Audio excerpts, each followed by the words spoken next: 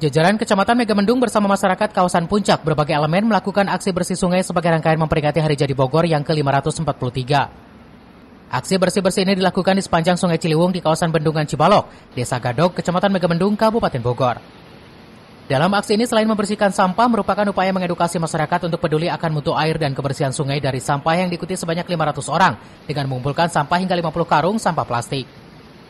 Dalam rangka Hari Jadi Bogor ke-543 sekaligus memperingati Hari Lingkungan Hidup Sedunia.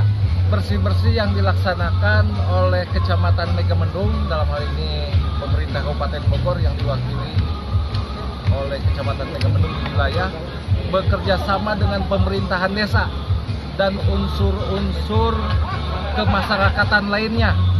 Adapun lokus bebersihnya itu dilaksanakan di Kali Ciliwung yang ada di wilayah Kecamatan Megamendung. Dengan kegiatan ini berharap agar masyarakat menjaga kebersihan sungai dan tidak membuang sampah di aliran Sungai Ciliwung ini. Dari Megamendung, Wawan Supriyatna melaporkan.